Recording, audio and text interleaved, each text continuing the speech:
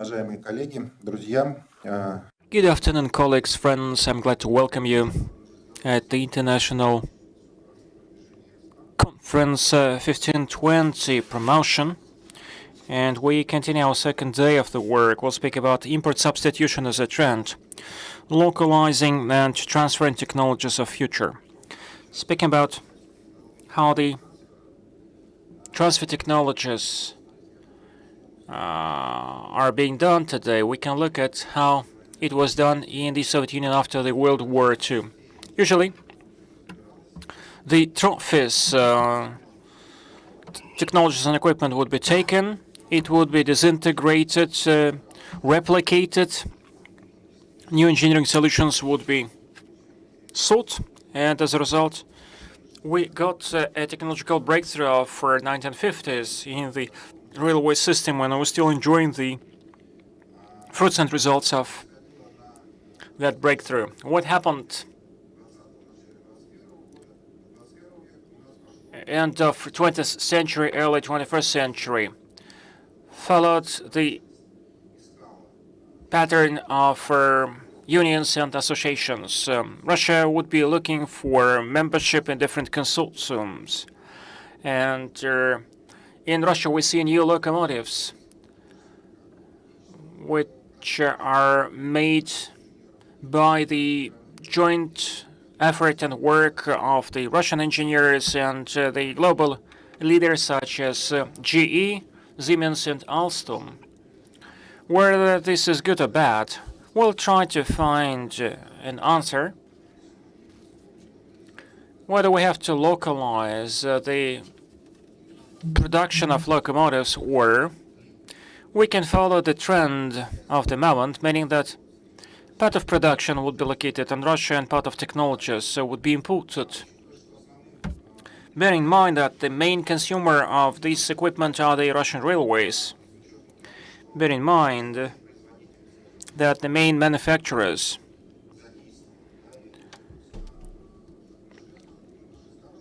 actually also focusing on the railway transport we're going to discuss today.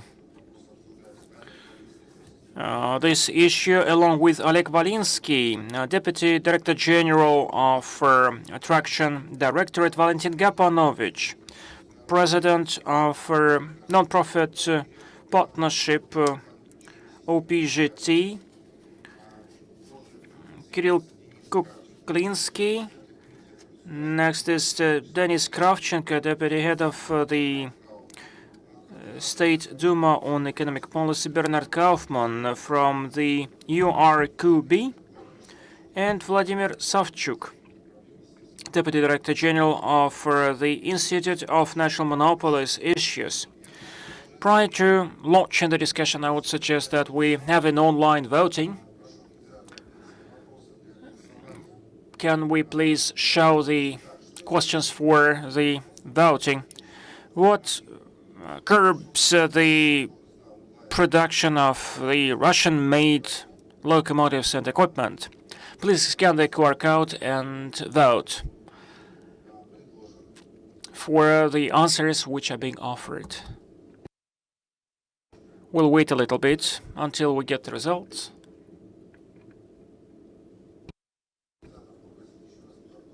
Can you show the QR code once again, please, because not everyone managed to do that.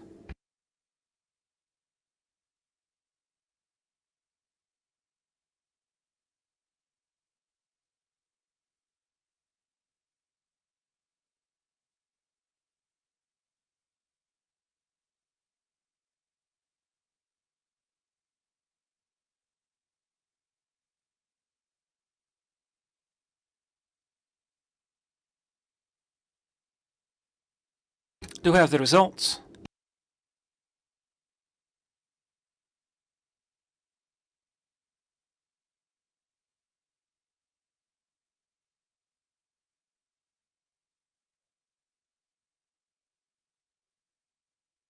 So what curbs the production of the Russian-made locomotives? 46% of the voters voted for no components, so 38% voted for no clear strategy. No engineers 8%, no, terms of reference 4%, and availability of input technologies.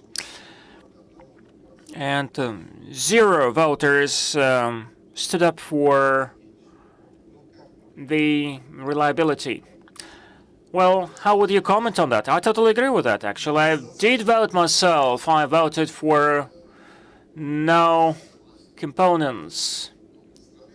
I cannot agree with those who voted for no strategy. In essence, there are certain circumstances which impede us from the totally Russian-made locomotives, but our partners, our suppliers, are eager to localize the production. This year we held a lot of meetings at different levels, both within the company and outside the company, focusing on that issue. Speaking about us, for instance, the Traction Directorate.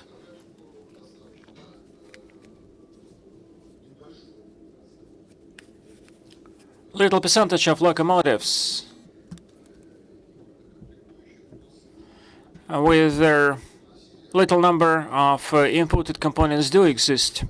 We can start from a P20 passenger locomotive. Let me have a look at that slide.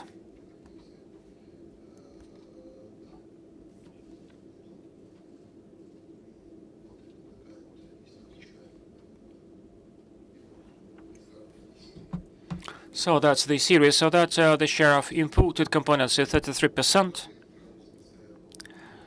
2 S10 direct current locomotives, 2 S7. One of such locomotives is there at that exhibition with the imported components amount to 34%. Long distance locomotive from Tim Hay company, which is available at the exhibition as well, has about 26.7% of imported components, unfortunately. 3T and other engines are made almost out of the Russian components, and we have to buy a lot of foreign-made locomotives. But all in all, speaking about the fleet, well, the number of such locomotives amount to about 2.8% of all the locomotives which are being operated, or 1.8% of the stock. And I would say that still this is not too risky to operate them, bearing in mind that we have to import the components. As for the lubricants which are being used, half of components, imported components, can be substituted with the Russian-made products.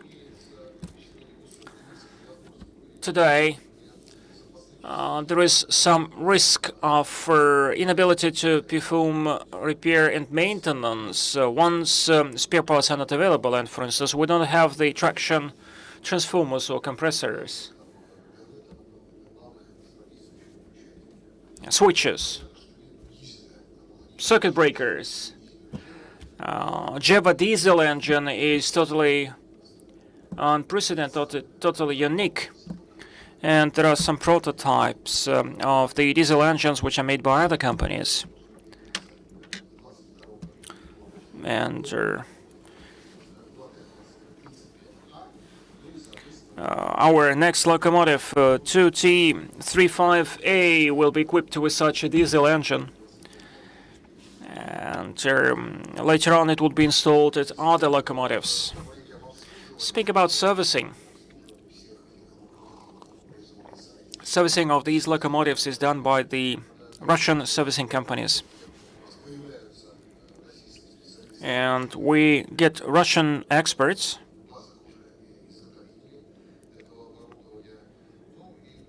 and again, speak about the risks for the company. This risk is quite low. I'd like to say that The foreign software is being installed only at the lower level systems such as the traction catenary. We tested this software. A copy of the software is being installed with us and with the producers or manufacturers in Russia. It means that there is no risk there would be failures in terms of maintaining the locomotives. So we reduce these risks almost to zero.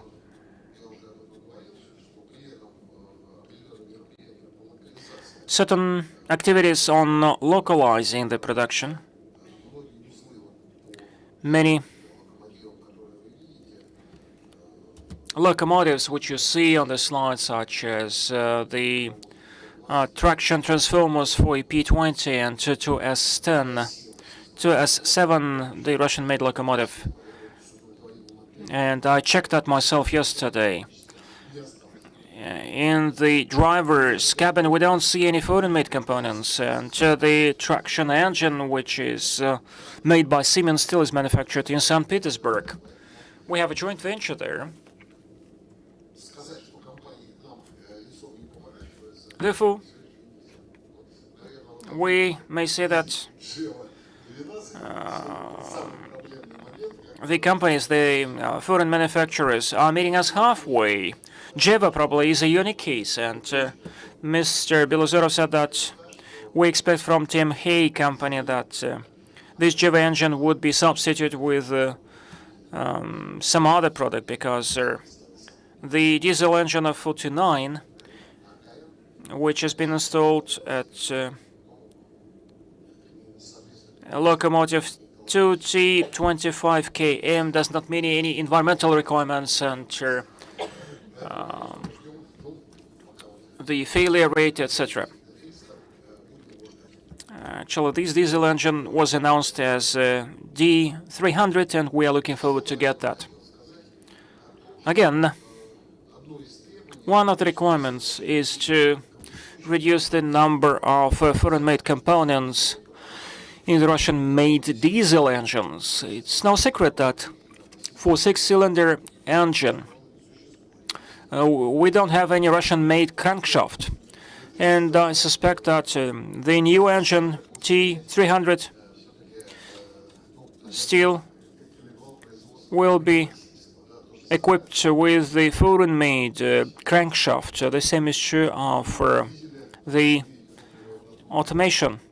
You will see the fuel systems made by Bosch, for instance. And therefore, we're speaking not only about the diesel engines in general, we're speaking about the engine, but that would mean the production of its components as well. Speaking about the parts, I can tell you a lot about heavy bearings, which we do not have. And this winter, we had problems with the locomotive 2T 25km because of the Slovakia-made bearings. There were problems with these bearings. Second thing, apart from the big nodes, etc., we have to focus on the production of the parts and components for diesel engines, for locomotives, for electric equipment. And I will conclude my presentation saying that more than once we held some meetings, and usually this is done under the auspices of the Ministry of Commerce in presence of the minister. And such a program is approved and supported by the Ministry of Commerce and Trade. Just to trigger the discussion, I think that's it. Well, Mr. Valinsky, I'd like to specify, I was speaking about the incumbent equipment. What about the gas-run engines? Localization, is it done already or not? Well, in essence, this question is being discussed, but I understand it that none of the locomotive manufacturers announced that the traction or gas-run diesel would be the foreign-made one. Sinara company, for instance, says that the diesel engine DM185 would be re-equipped to run on gas.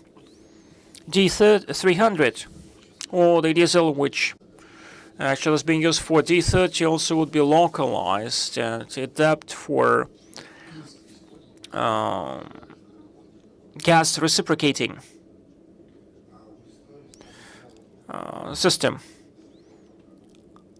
And gas tube carrying locomotive. Well, how many of them we have? Actually, we have only one of it. I would put it like that. We proved that the gas turbine can be a source of energy for locomotives. And there are two issues, there are two problems. First of all,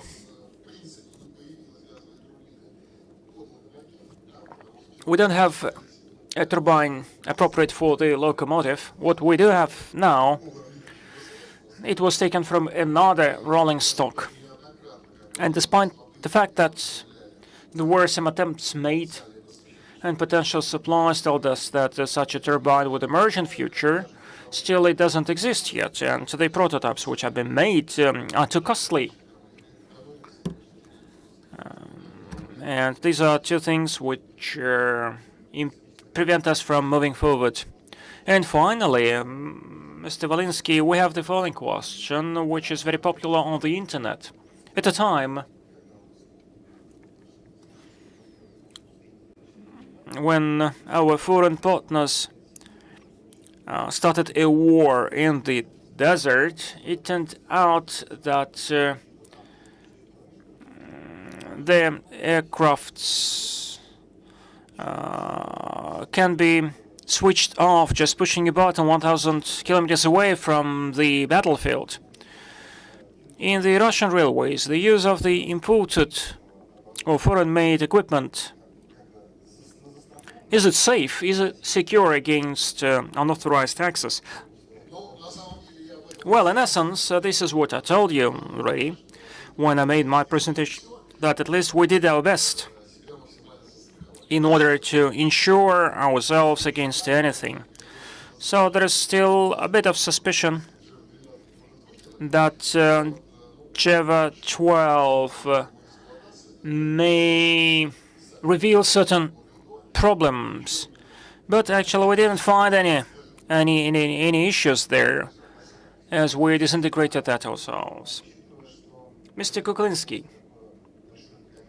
you are Mr. Kapanovich, you are head of the non-profit partnership. Your partners, how do they perceive the goals which have been enshrined in the input substitution strategy? What can you tell us? Pavel, thank you so much. Prior to commenting that, I represent the Russian manufacturers. Let me take that question immediately. My vision about the challenges which do exist, and Oleg is right in saying that we do have the strategy, but we don't have the market. This is for the 5th year that we try to sign a contract with Siemens to buy 8 trains. And so there is no localization, just 8 trains. We sign a contract with Siemens to supply 1,200 trains of Lastechko Swallow. And localization stands at 8%, not 8%. And the latest example is about the localization of the market. Bombardier, a Canadian company. I belong 850 microchip system. You could see that at the booth yesterday. The localization rate is 100% along with the software. And we started with 100% imported components. And I'm not speaking about the electronic pieces, but once you have a strategy, you should have a market. Once you don't have a market, no one would invest into that. A few words about what we're doing.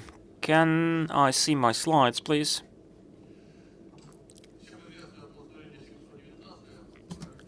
The Regulation 719 of the Russian Federation, we defined the sphere in which we can influence the industry. Now, 6 years ago, actually, the localization rate was announced at 100%. That's wishful thinking. Aviation, that's a separate industry, no comments. It requires a separate discussion. And for that roundtable, this topic is not appropriate. These are the industries which actually are being embraced by Regulation 719. Well, the car-making industry, our colleagues from the car-making industry started to be the first and pioneers in trying to calculate and estimate the localization factor in the car-making industry. This is not in percentages, this is just like scoring.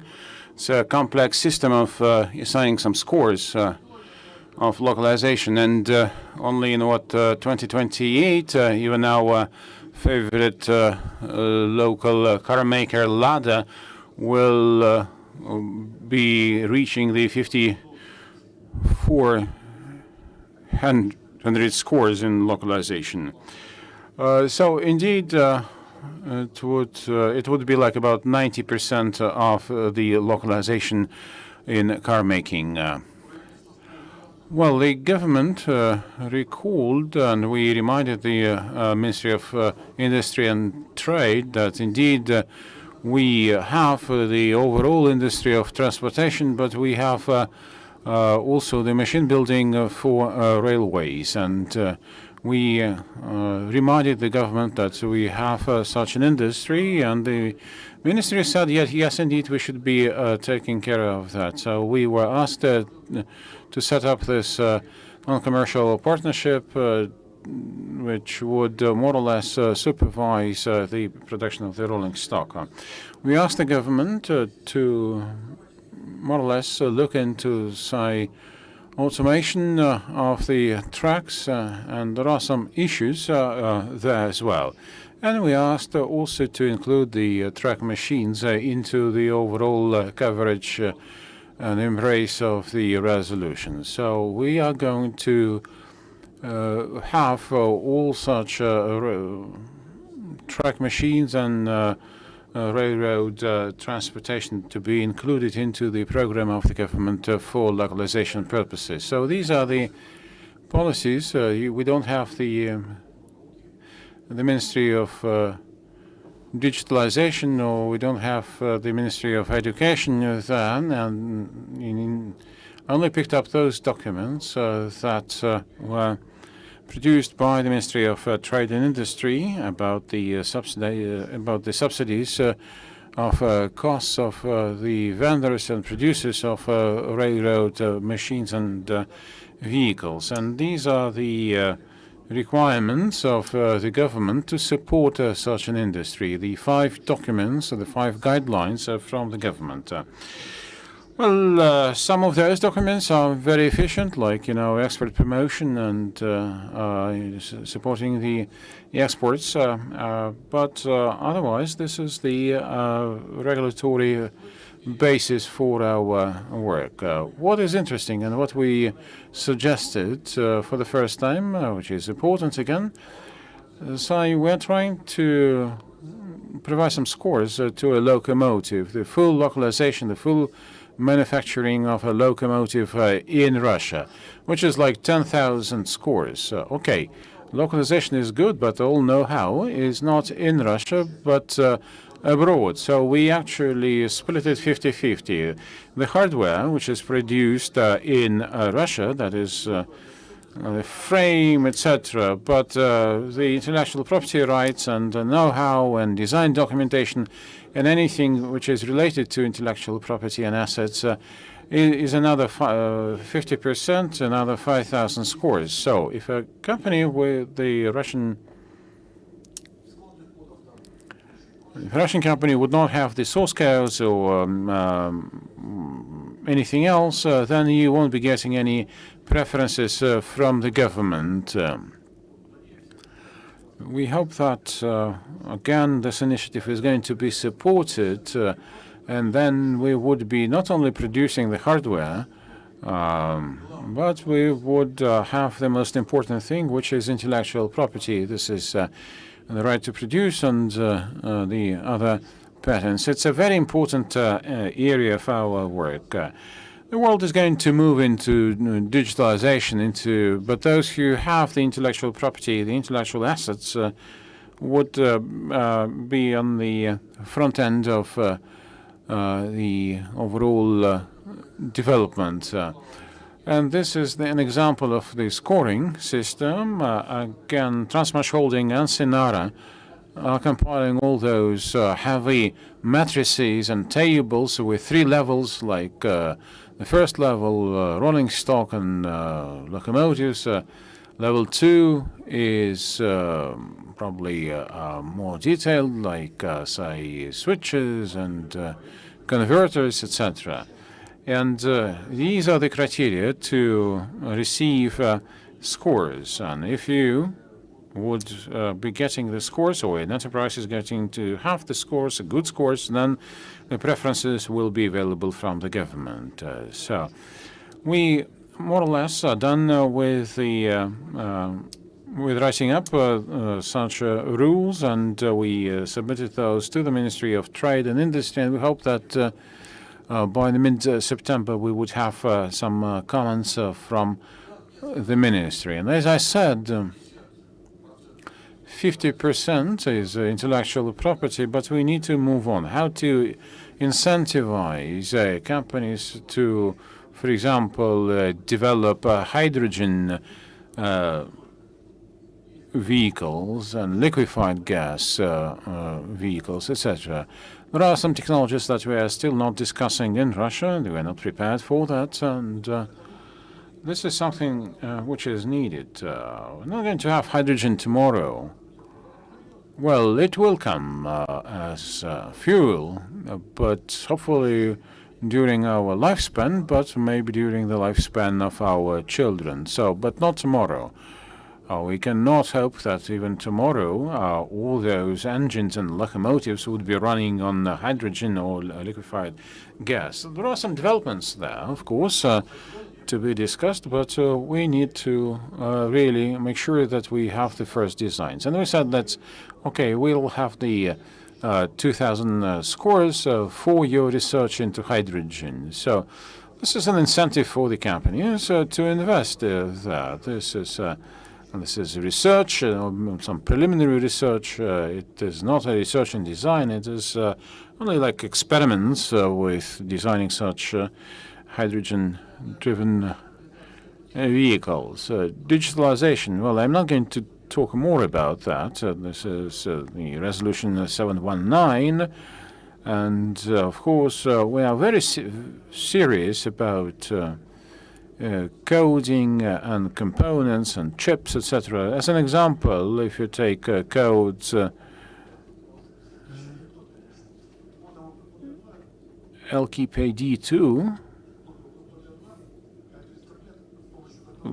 mean that this is an instrument to provide support for such developments. Say you invented something and you would come to the Ministry of Industry and you're told that you would be getting support. Then you would go with that knowledge to the Ministry of Finance, and they would be asking for this OKPD2. And do you have such a code, such a category? No, I don't, because this is very new.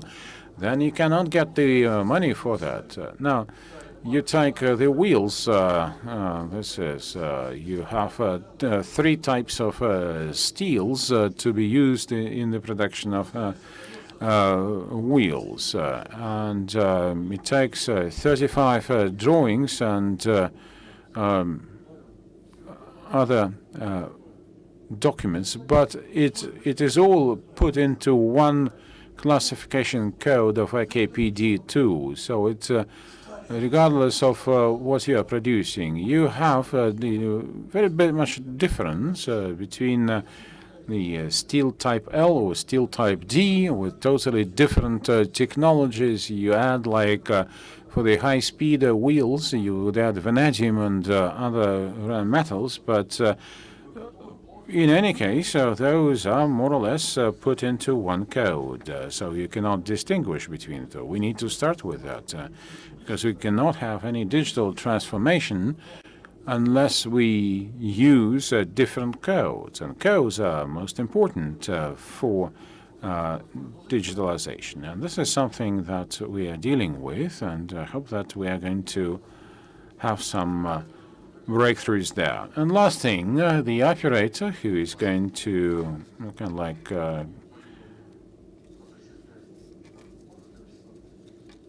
give green light to the ministries and to the producers is the Chamber of Trade and Commerce of the Russian Federation. We are the operator of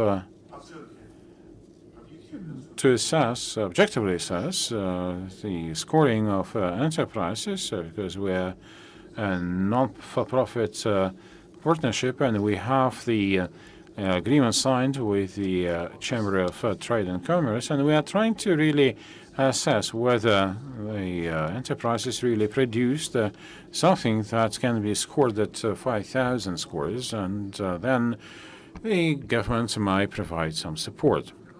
So, just to avoid any influence of interest and conflict of interest, it is the leading agency there would be the Chamber of Trade and Commerce.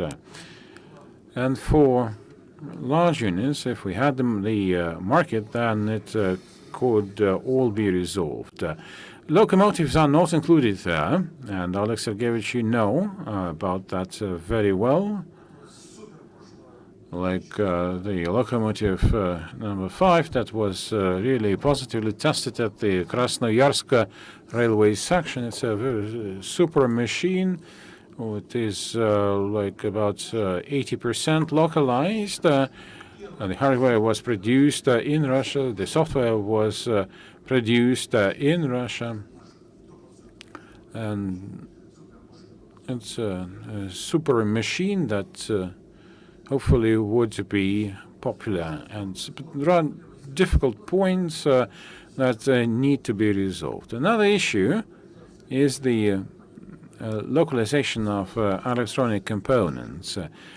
The government started to think about that since back in 2004. But however, we do not have a final solution to the local chips. Well, I mean, there's no market for that. So we're talking about microchips of managing the movement of locomotives, and this is also microchips that can be used elsewhere, say for tea kettles and maybe TV sets, but all those are produced under a license from Samsung or Bosch, and hopefully we will have such a market for locally produced microchips, and we cannot really produce massively such microchips with very limited demand. But maybe it is something to really aspire for.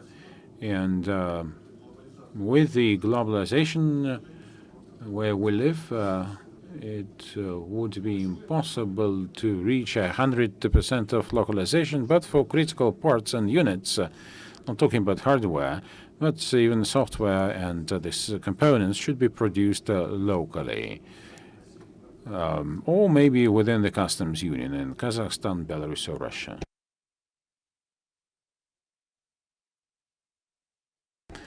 Thank you, Valentin. Indeed, I have a question to our colleague, what the company is doing for the railroad market to support it. And we were saying that there is no really market for that, but how to improve the localization? Well, difficult to really speak after such grand experts, but if you take KSK, then the company has been in existence for 3 years only, and it united like 30 producing units who are vendors of Transmesh Holding, supplying different components to TMH. And the import substitution thing was, I don't know, it was not really scary for us, and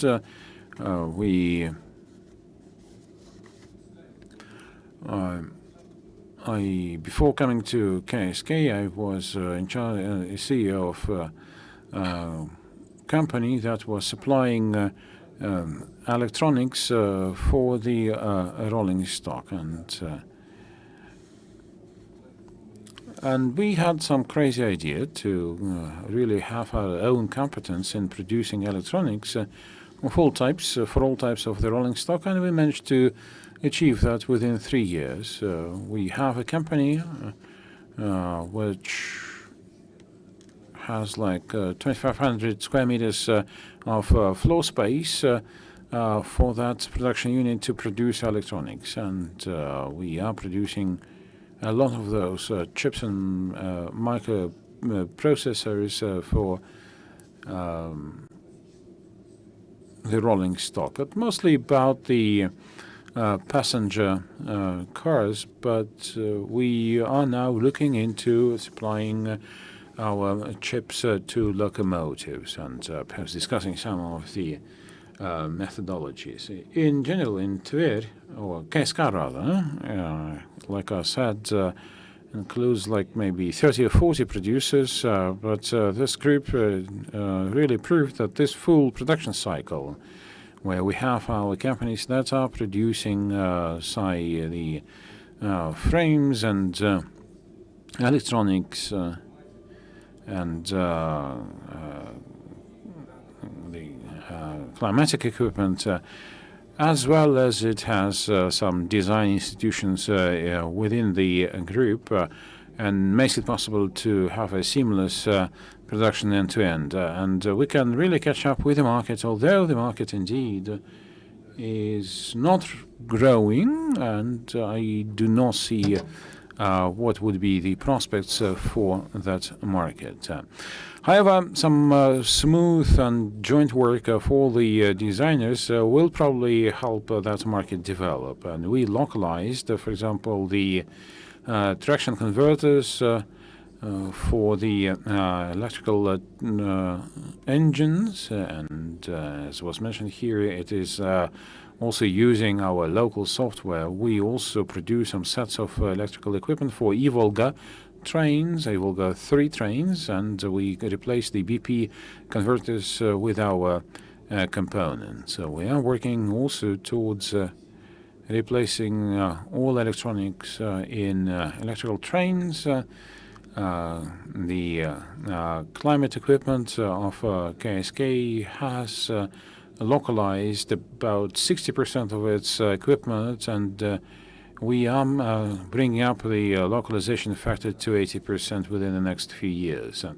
We're not talking about some, like assembly work, but we are also working to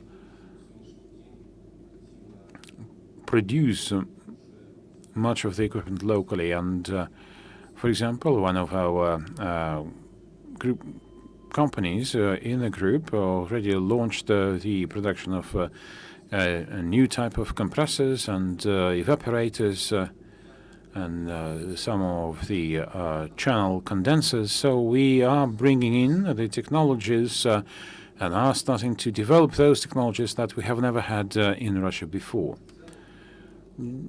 Overall, I would probably be talking more about electronics because as actually I was kind of like in charge of the electronic components division. So to me, this import substitution thing for electronics is very close to my heart. And I do believe that despite all those problems that we have had with microchips for electronics, we would have a solution. Indeed, it's a big trouble with the chips right now, and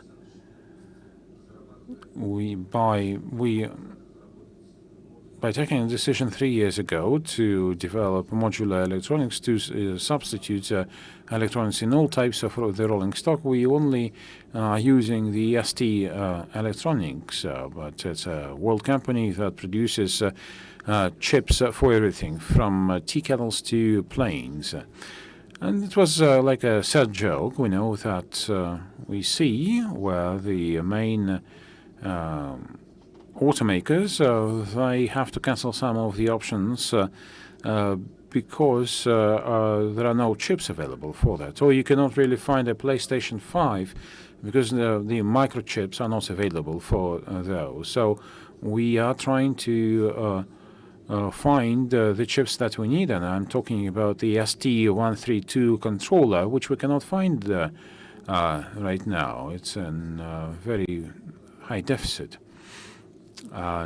Now we are in a situation where everything is standing still, and maybe as a back thought, I would be saying that we should have used some architecture based on the Russian chips, with its own risks and difficulties, but still. So not much to add there about the support tools, and indeed the resolution 719 is very important there. We studied how the manufacturers made that way. I mean, the vessel makers or the ship makers, they had the same problem with the classifier. They tried to address that by means of changing these classifiers. So they either have the ship components or the equipment for ships, and so this problem is even bigger for them rather than for the rolling stock, because over the last 20 years the situation there deteriorated very much. But still they somehow addressed that issue, and there is an experience that we can study in order to recommend to make certain amendments to regulation 719. All in all, we are quite optimistic about the future. The company is evolving. The team is quite young, which is not frustrated yet, and we go on our work. Thank you so much. You're heading an independent institute, and it means that you are a role model, just like your R&D.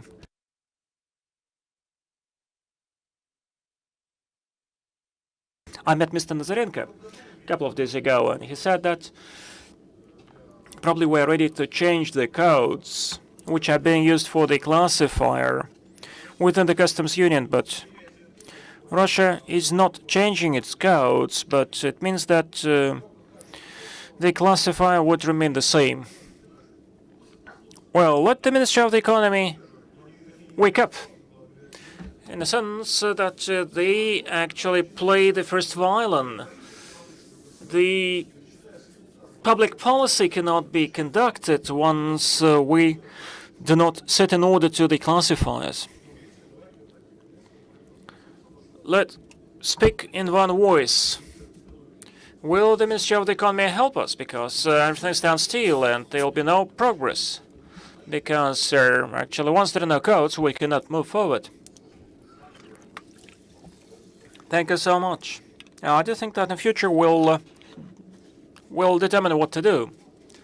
But that's the very right thing to do. So here are the people, the representatives of the manufacturers of the industry. And these are very serious questions. We do not need any laws or regulations, no voting in the parliament. All the necessary regulations are available there, but we have to expand that so that the industries could be supported. I got you, Mr. Gapanovich. I'd like to pass the floor to Bernard Kaufmann, the coordinator of the IRQB. Bernard, can you hear us? Thank you very much. I hope you can hear me as well. Да, мы вас слышим. Yes, we do hear you. Okay, thank you. So first I would like to tell you that I'm really sad not being with you today in Moscow. I was attending the last 4 Expo 1520, and this time, due to the circumstances, of course, it was not really possible. So therefore, I would like also to introduce my point of view in this debate about sourcing products. And I really understand as well that it's important for the Russian market to have internal part sourced. So therefore, my short discussion will be linked on the fact to use industry standards in terms of quality. And this means that having a common view driven by the industry itself, this means not something imposed by a really global area or marketplace, but really saying the rail sector shall define what are the standards we have to apply in order that we can source products whenever we want internally or externally, if today they are not able to be sourced or even to develop a known source internally. So this presentation, I'm doing it for those who do not really know me in the name of of IRIS and the IRQB, as mentioned. I will tell you later a little bit the relation and about this tool. Next slide, please. So what do we really need? I mean, we really need a recognized system. A recognized system meaning that something that everybody acknowledges, everybody understands. And this means that first, we need to have state-of-art requirements and also relevant to the business, to our business, to the rail business. Something which is understood by all the players. Are they operators? Customers? Are they suppliers at any kind of the level in the supply chain? Then we need also application rules. What has to be applied? When? How deep has it to be applied? What has to be cascaded in the whole supply chain or even in the whole value chain? And what has to be understood by the customers? And what are the effects of the application of the requirement for the customers? That's the important step as well. Then, of course, once the company do that, we enter in the second phase, which is the assessment. Assessment by an independent party, which can then also bring trust.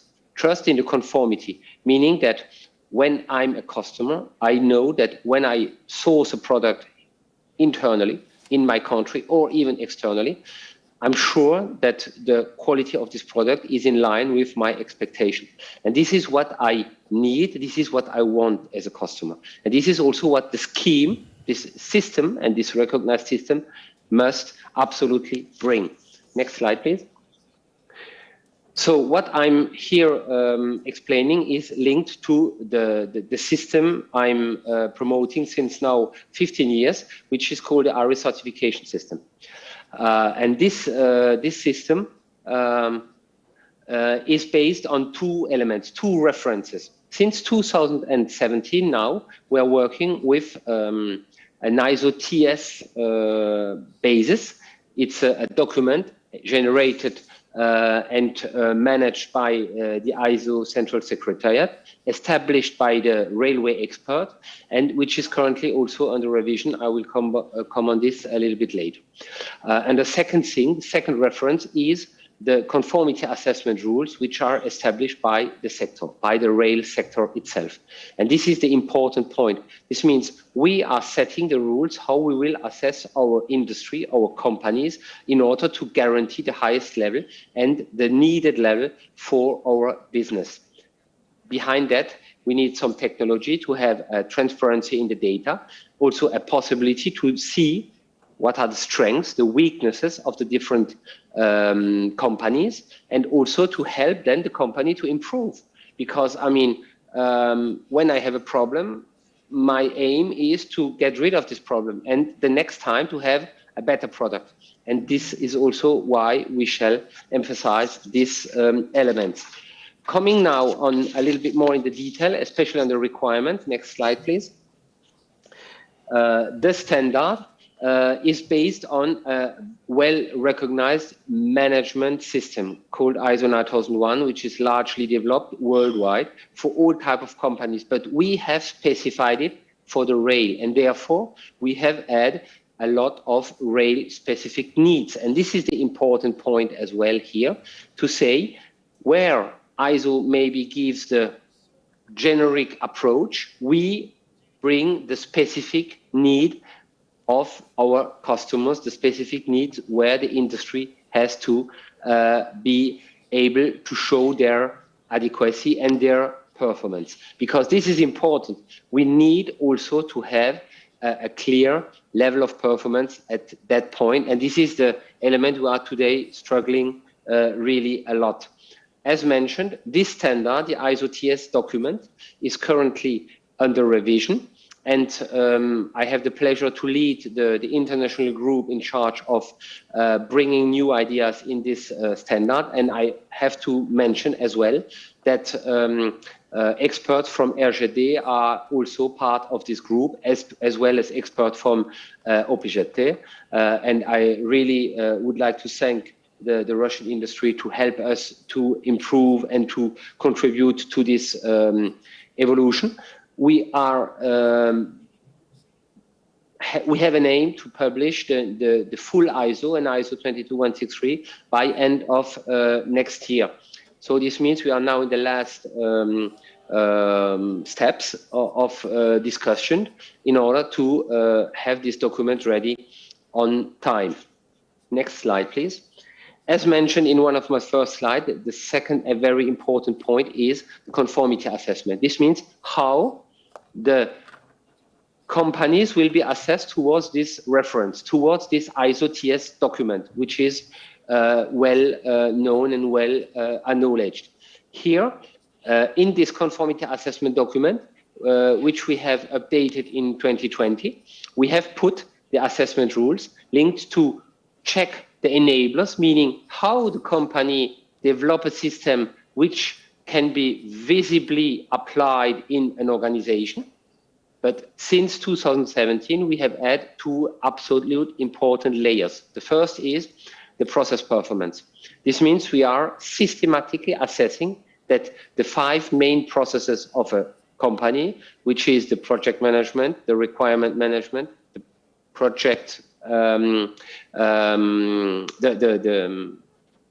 purchasing process, the design process and the production process are regularly on a yearly basis assessed by an auditor in terms of performance, meaning is the expectation, is the target set by the management or by the standard applied, and is this yearly, on a yearly basis, also improved. Last but not least, we are focusing since 2 years now very much on the customer perception. This means what is the customer saying about all these results? Is the customer satisfied? Is he not satisfied? Is he complaining? And this is measured as well. So you have understood that a best-in-class customer today has a very well established and implemented system, checked through the enablers, a very performing process-oriented organization, checked through the performance assessment, and the satisfaction of the customer guaranteed, which is checked as well. And this is visible through a quality performance level. You should know that since 1st of September last year, we have officially issued a silver performance level. And in a couple of days, 1st of September 2021, meaning next week, we will officially launch as well the gold level. And be absolutely sure, this system and this assessment system is managed by the railway sector and not by, I would say, some experts which would say globally that's a good point. We are working on that, and we have different aspects where we can work on that together. We have a so-called consortium established since 2017, where RGD is part as well, called International Rail Quality Board, IRQB. And this board is definitively discussing, proposing, and amending the rules in order to always be at the heart of the need of the customers wherever they are in the world. Next slide, please. So what are globally the advantage we expect and you are expecting as the user of this system? A worldwide system. And you know that globally in the sourcing process, we are basically worldwide in the rail sector. So therefore it's so important to have a supply chain assessed at the same basis, meaning not easier in this country or stronger in another one, same rules for everyone, meaning a fair competition, but giving also the possibility to the operators, to the customer, to choose the right solution for the product. And of course, we can then also compare the results, and that's absolutely important and very interesting for the customers as well. We are, as mentioned, checking from the definition towards the implementation until the achievement, how the system brings the result and the expected result to the customer. And that's an absolute important element.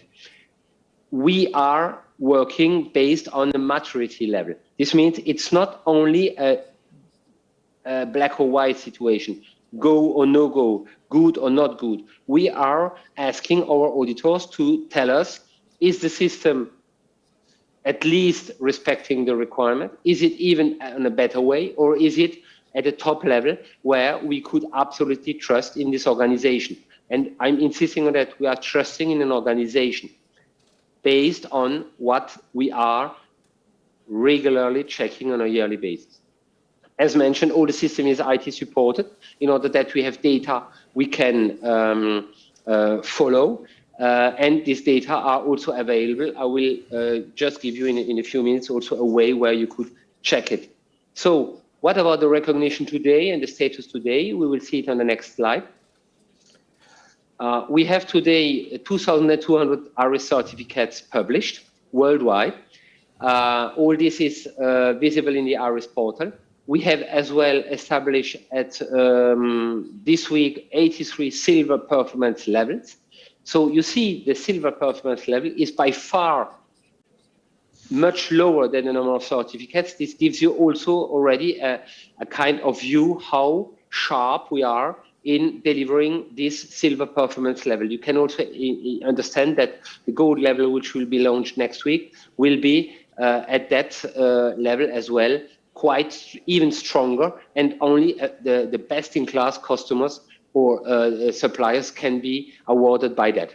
As mentioned, IRQB is clearly promoting this approach at a worldwide basis and is supporting the scheme, supporting the IRIS scheme on behalf as well of UNIFE, the European industry, who is managing on a daily basis the whole scheme.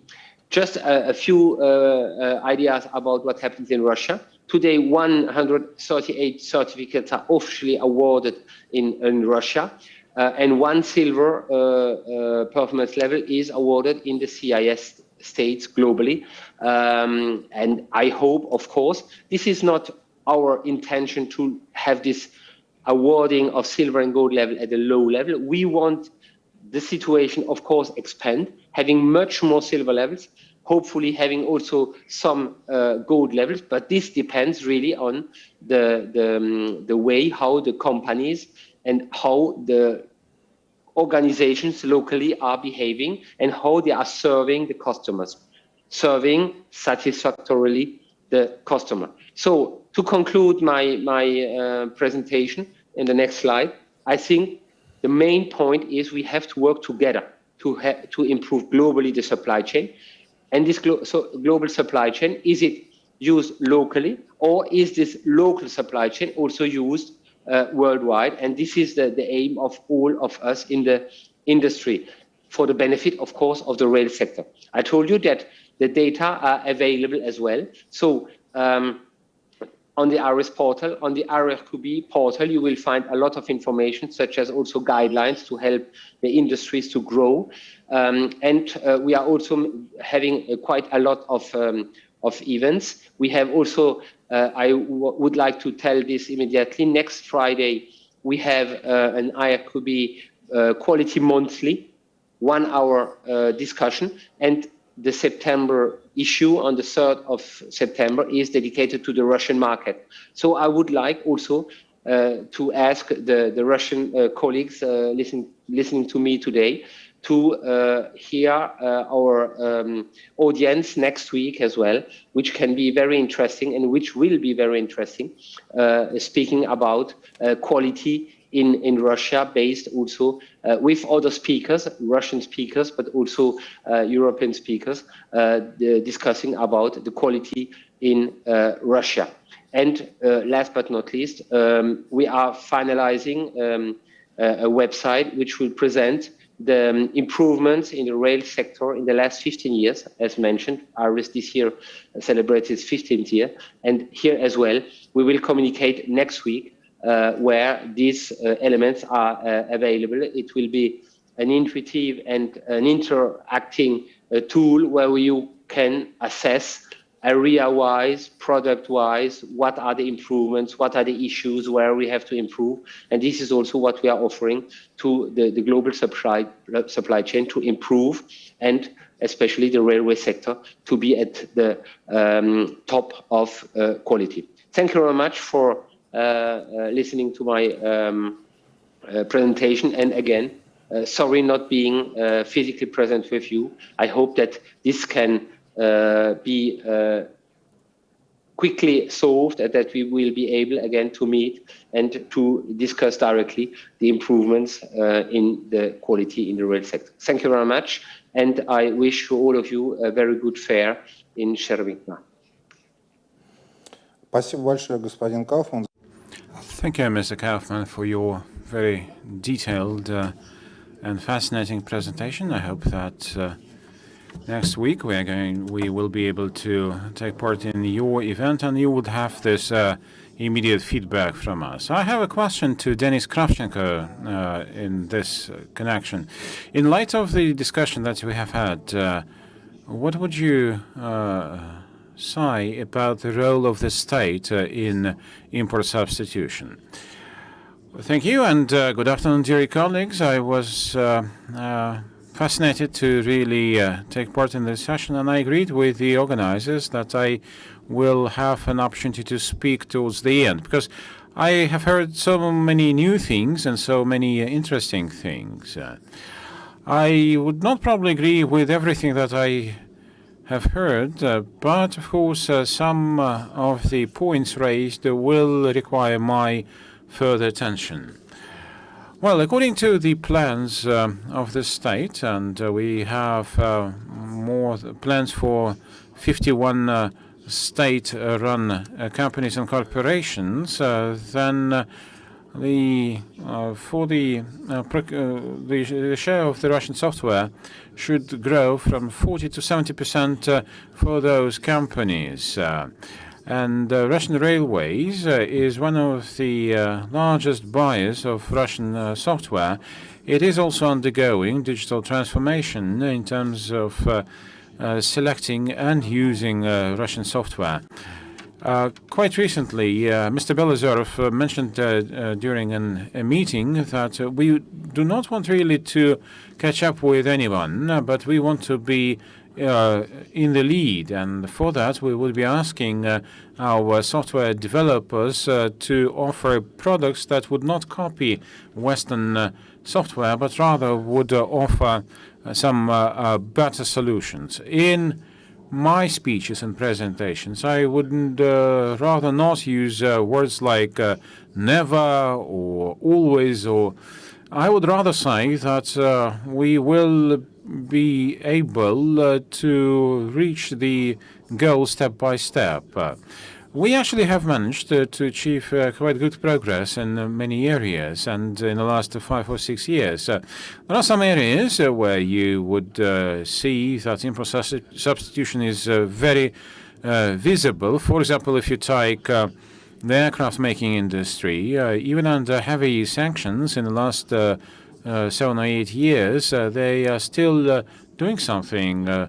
We have good examples from Roscosmos or the Russian Space Agency. We have good examples from the defense industry, where they use local components to produce some military hardware that is very much efficient, by the way, and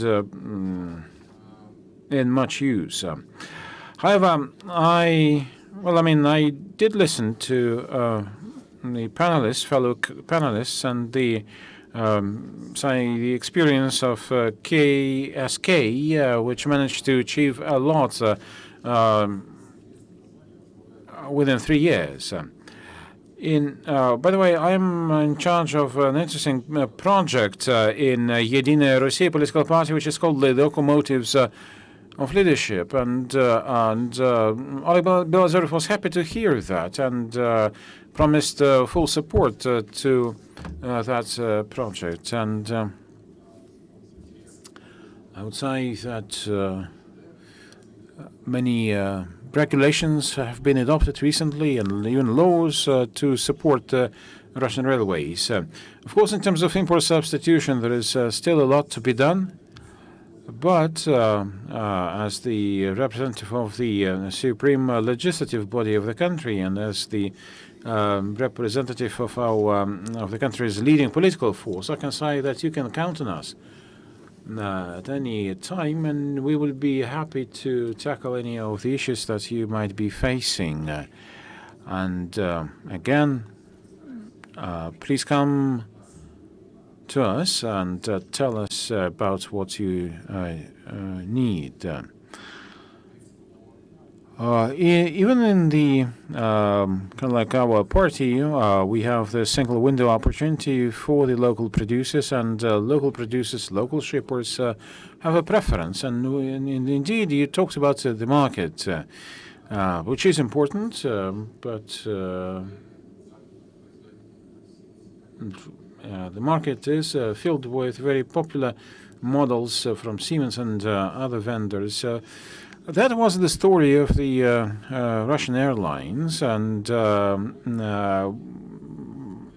it was good that the president actually heard our thoughts, and during the recent international air show in Kubinka in the end of July, the president saw the available technologies and decided that billions should be actually allocated to develop Russian aircraft, and the leading air carriers, and you know who am I talking about, will have to buy and procure local Russian planes to kind of like support local producers as well, and also be independent from any influence from abroad. This may be good and bad. I mean, we do understand that there is Boeing and Airbus. They are today's global leaders, but we may be buying some of the best Western planes, but we would then be lagging behind in terms of creating and producing our own planes. We all remember the late 90s and early noughties when people were saying that the country really is dependent on the revenue from oil and gas, and I mean the budget was financed by oil and gas by 70%, and we can use, those economists said, that windfall of money to buy Western technologies and planes and products. Well, I would rather disagree. I probably would not agree even to like 100% of import substitution, but we need to substitute a lot. And the Russian Railways is now demonstrating very good dynamics in, providing high-quality services to the end user. And we all know, and you probably know even better than myself, that we have the local vendors of the rolling stock and locomotives, which where we see already some competition with the Western analogs. I was late a little bit, but I heard the last points from a presentation by my colleague about the import substitution of the locomotives, of the engines, and I thought that you mentioned the number of 70% and 30% is still not substituted. Well, this is understandable. We all start with the hardware, right? So it is where it is easier to restore our former competence. But today the country really wants to support the local vendors to produce high-tech localized products. And we're going to do everything possible together with the Ministry of Industry and Trade and the Ministry of Economic Development to really promote this import substitution drive. You may think that my presentation is very generalistic, but I'm not an expert in your area. We heard many high-profile presentations, but I'm offering you a political viewpoint. We are there to support you, and we are working closely with Rachmanov and OSK, with our helicopters, with our Rosatom and Roscosmos, and partially with Russian railways, but not everywhere. But let us just consolidate and evolve our cooperation. I will leave my contacts with you so that you can really prompt us to help promote some of the decisions and solutions that would make it possible for the companies to feel more secure, and so that our products produced locally would be more competitive. I'm not sure whether I really answered your question, dear moderator, but anyways, well, thank you very much indeed. The panel was really very interesting, and perhaps I would appreciate to receive copies of the presentations so that I can go through them later on. You do have in Parliament a very good venue held by Libok and Vedinov, and that venue, that platform can be used. It is already operational there. We have had many meetings there. Let me comment. Vladimir Gutinov is a colleague of mine. We do have some division of labor. I am in charge of the nuclear engineering industry and space. Together we are dealing with aviation, but he is more about railways. We do cooperate, we do interact, but we are focusing on different areas. Like I said, that Gutinov is supervising and overseeing the machine builder is in Parliament, in the political party. I am in charge of that same idea. But please come by, and together with Volodya, we will hopefully be re-elected, and that is kind of like more or less a good chance for that. Well, without your support, we won't be able to do much. With good protectionism and kind of like we might be closing our eyes on WTO, and because we do want to really support our agrarians, etc. Well, I mean, in the last 10 to 12 years, I think we have had a lot of progress there, but I do expect and hope that we're going to achieve even more in the next 10 years. I do have a question to Vladimir Savchuk. How do we incentivize the producers to establish this market for the electronic components, local electronic components? Just to give you some background, in 2006, we developed a strategy for the development of the railroad machine building. Until then, in the high echelons of power, the very term of industrial policy was like a bad word. Nobody was using that. So we agreed that strategy, and it took us a year. Every ministry tried to really cross out and delete much of the functionality of that piece of law, but the core remained, and that was about a phrase from Sergei Ivanov, vice premier, who was in charge of the industry, which is a market in exchange for technology. So in 2006, we at least initiated some industrial policy. Now, 14 years later, we do see the results of this industrial policy, and we do have some results. If you compare those results with what we have in the car-making industry, well, let me just give you some numbers, because we are also overseeing some state support to various industries. I estimated that in the last 5 years, the financial support provided to the car makers, that is like passenger vehicles and heavy trucks and gas-driven vehicles and buses, etc. I compared that financial support to the car makers and the financial support to the railway companies. Valentin is in charge of OPGD, and he should be a politician of sorts. We are like more liberal there in terms of our commitments. In the Ministry of the Industry, we have a department which is called the Car Making and Railroad Department. They actually supervise the allocation of 580 billion rubles of financial support to car makers. But in that same period, the railroad builders, they only received 32 billion. That's a difference of 18 times. Now, frankly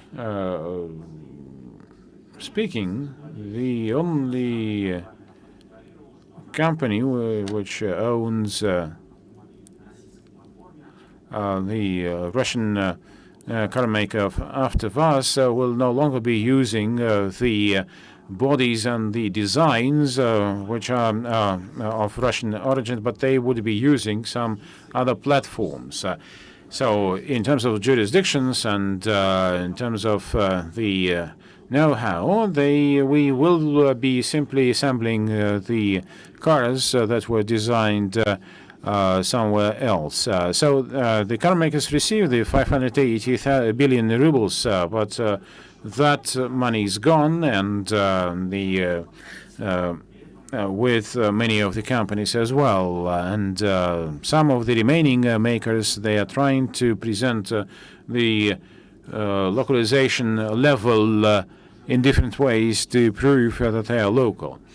Well, regarding the railroad machine builders, I mean, many people are quite critical of the monopoly, but it is the customer that would really set the policy of localization, and it is the requirement of the anchor customer that would translate onto the machine builders in the railroad industry this trend for localization. And indeed, when I was getting ready to this panel, I wanted to touch upon this question of components of chips.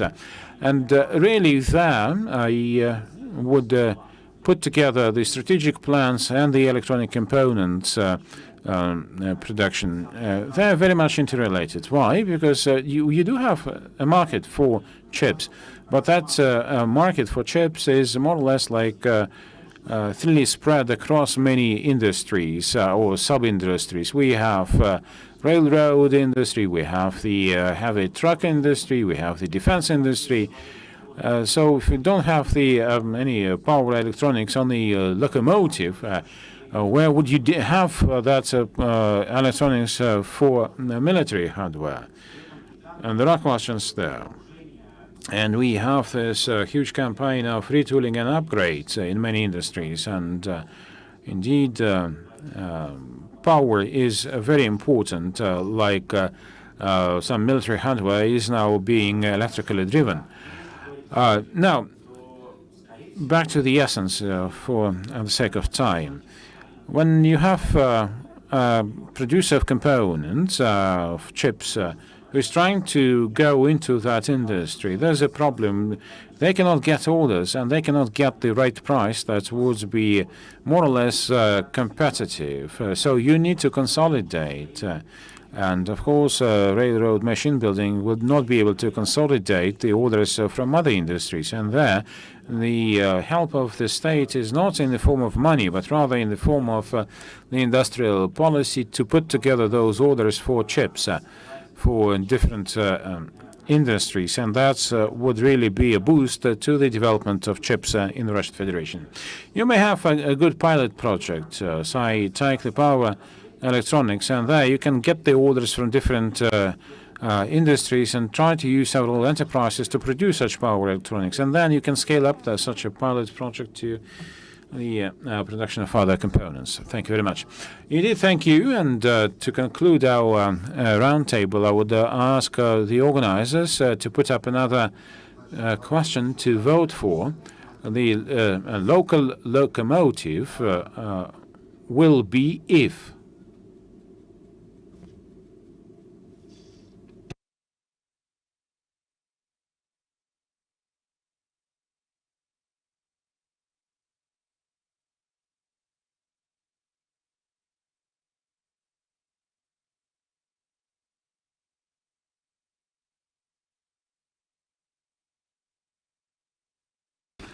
While we are counting the votes, I would like to thank the participants in this roundtable and the audience. I think that the discussion was really of high quality, and the questions that we have discussed so far were very material and relevant, and at least some of the trends we were able to identify for ourselves.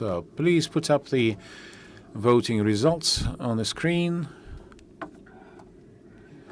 And a local locomotive will be if we have budget support to the producers of components.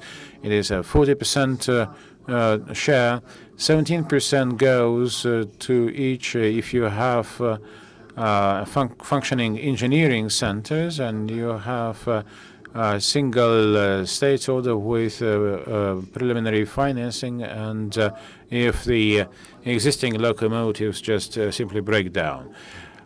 Nobody actually voted for a private investor. That's a 0% share there. Well, you only could vote once, and of course, if you had a choice to vote for 2 or 3 options, then it would be a different share. Well, thank you very much, and see you next year.